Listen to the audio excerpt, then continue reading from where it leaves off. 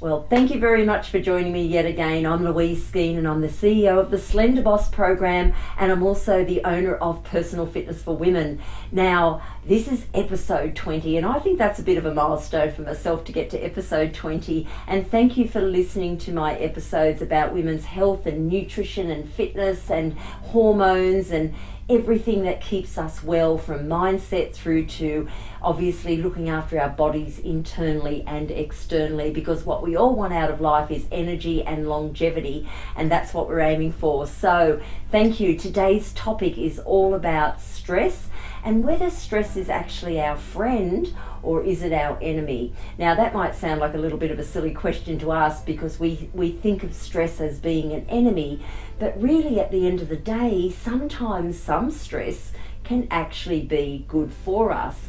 Now, let me explain what that means. Now, there are 3 different levels of stress, and this is pretty much scientific. So we've got what's called acute stress. Now, that in itself sounds like it's pretty dramatic, being acute, but that's actually the most basic form of stress that you can get, and it's the stress that you don't mind having from time to time. So that's called acute stress. Then you've got the episodic stress, and that is actually the stress that's pretty much with us, well, certainly more than the acute stress, but it's where we get short-tempered, and sometimes we're known as worrywarts in this particular situation because we're always stressing about something. You might know somebody that's like that every time you're in their presence, they're complaining about something, or they're stressing about something, or something's concerned them, or a series of events have happened and it's just the way it is. There are people out there like that, and they are living in that episodic acute stress. So that's where they're at with that. And then of course there's chronic stress, and I've spoken about chronic stress a number of times before, but it's the stress that we don't want in our lives. It's the stress when nothing's really resolved and it's long term. It's just on and on and on, and it's there whether we're conscious about it or not. It's churning us up. So they're the three different types. So let me go back to that first one, being the acute stress. Now, when we're in acute stress, it's not that we live in that all the time. It's something that comes, and you may have heard the saying fight or flight mode. It's what we get into. It's when something happens, like, you've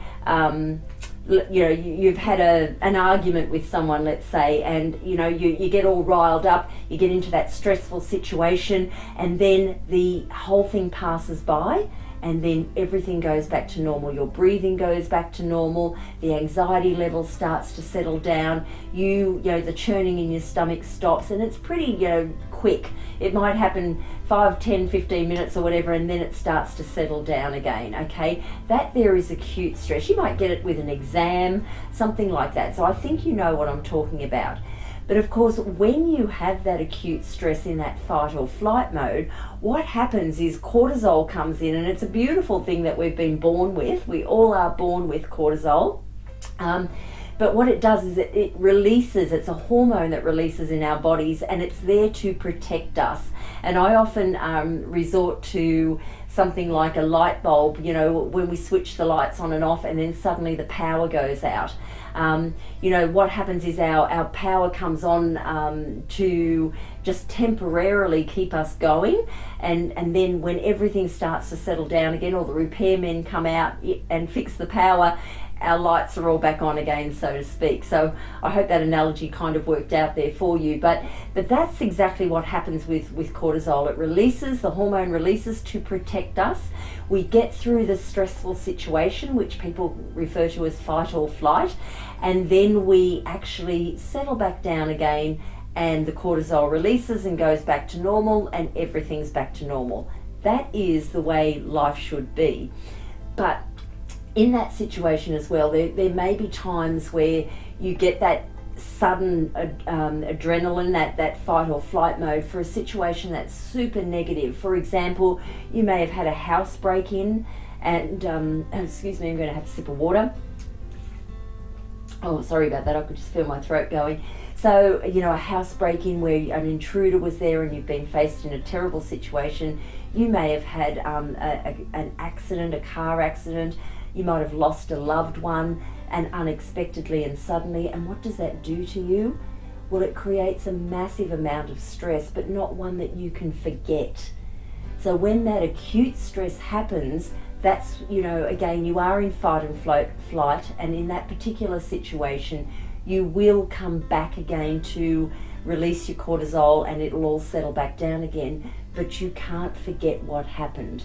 Okay, when that happens, or if, and I pray to God it never does, but if it does ever happen to you and you're in that situation, you need to seek help. Okay, that's not just a standard acute that's going to go away again. Okay, it's going to play in the back of your mind, and that's where we need to go through mindset to get you back to feeling good about yourself again, and realizing that whatever that situation was, you can't control it. Okay, with the episodic acute stress that people experience, remember I said to you, it's where people are in that, oh my goodness, I'm always worried situation, or worrying other people.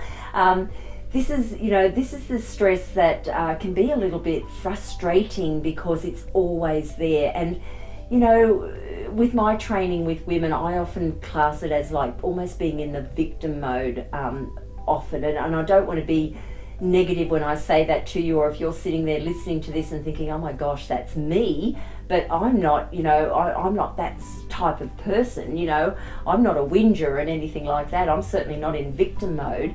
But if you really truly think about it, possibly you may well be, in the sense that if you're sharing how you're feeling constantly with other people, and you're always feeling in a negative situation, or something bad is always happening to you, and you're living in the past all the time of what happened, whether it's the past of 5 minutes ago or 5 years ago, or whatever it might be, this is where you get in this episodic acute stress. This is when you're replaying it over and over again, and you're not letting it go. And again, from what I said about the sad, unfortunate things that may happen when you suddenly are in acute and you can't get rid of them, they can put you in the episodic, and that's what you don't want to be doing. And this again is where you will need to seek some assistance to get you out of that situation, because living in a negative, being short-tempered or irritable, any of those emotions that are negative, and you're staying in that situation regularly, it's a really horrible place to be. You often forget what it's like to wake up and feel a skip of happiness within yourself. The only thing I can suggest there is try and wake each day and spend 5 minutes in gratitude and in appreciation and in beautiful affirmations about yourself, because you deserve it. Okay, try to come out of that episode, out of the episodic acute, and bring yourself back to today only focus on today, and focus on how great the day is going to be, and how great you are, and how great you are going to be. So that's what it's all about. Now, the chronic stress. The chronic stress is the hardest, and look, I know some people that live in this stress, and it breaks my heart. It breaks my heart that they live in this particular stressful situation that needs medication, or does it need medication? I guess initially it does, but they stay on this medicated life for so long. They've seen the psychologist, the psychiatrist. There's no help that seems to come around. As the issues are not getting resolved, and this chronic stress can actually cause so much disease within one person's body. And that's why, again, it's such a sad situation to be in. So again, if you are living in a chronic stress situation for whatever reason it might be, and for whatever reason you may not even understand why you're in a chronic stress situation, then this is where things can get really quite bad, and you need to seek support. Okay, we're looking at support, and it's finding the right person. I'm hesitating there because I've said the psychologists and psychiatrists, and I'm not saying that they don't work, but you have to try them. You have to try people out there, but there are other alternatives that you can try as well. There are people out there that are working into working with the person and going deep within themselves to find out what's triggered this emotion. And it may not be something that happened 6 months ago when this change happened, or 5 years ago when this change happened.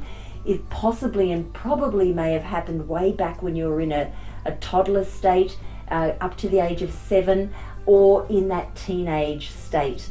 Something's happened in that state, or a series of events, and then it's been re-triggered when you're older, and then it's not having the ability to understand what's happened. Now, I'm no expert on all of this. I'm just suggesting there are people out there that can try that with you. I certainly counsel women or train with women to get to a certain level of that does help them with their nutrition, fitness, weight loss style thing. But I'm not talking specifically on weight loss. I'm talking about life in general right now. So if you're in a chronic stress situation, what you want to realise that staying in that long term, and I'm talking about 1 year, 5 years, 20 years of staying in chronic stress, okay, it's going to cause disease in the body. It can cause you to have accidents because your mindset is so mumbled jumbled that it can actually cause you to have massive accidents around you all the time. It's going to possibly, in the long term, possibly cause disease such as heart disease and cirrhosis of the liver. We've got things like, sadly, too many people we've lost due to suicide because people don't understand how to get help. They can't see a solution to this chronic stress. And sadly, the last thing again with suicide is cancers. Some cancers can actually be caused because of all what's going on with the heart and head and everything that's negative, and to live in that state's really, really bad. So I don't even want to stay there. So it's such a horrid, low, flat place to be, but it needs to be discussed, and that's why I'm talking about it today. So again, bear in mind the levels of stress. If you're in a workplace that's causing you stress, okay, and you can't change that stress situation, you can't come out of there for whatever reason it might be, or you may not be able to just go out and find another job. Of course, I totally understand that, but try and find ways to come around that. If you're in a stressful couple of hours at work, make sure you have a lunch break. Don't just stay at the desk and eat. Take the break. If it's the sun shining outside and the birds are singing, go and sing out with them. Go and sit with them. Go and be with it. Get the sun in your eyes. These are all the things that revive us. We're almost like a little plant, really. We really are. We need to get that energy from what we've been given outside. Going out there and get it. If you need to take your shoes off and walk on grass, or if you work close to the ocean or the lake, walk on sand and just again or smell the ocean or the lake. All those scents, all those wonderful things that we've been given in life are all around us. Go out and get them. Get away from the four walls and the unnatural lighting and get on out there and take a break. It's fantastic for your mentality, your mental mindset. Fantastic. Get that. It's also good to give you energy, and then you get back to work again, you feel great. If you're in a relationship that's causing you stress, okay, it's not going to be acute stress at that point, which is stress number 1. It's going to be episodic stress. If you're living in a relationship situation that is just constantly there, it could be something that you're being spoken, the way you're being spoken to, you could be physically handled a way that should not be happening.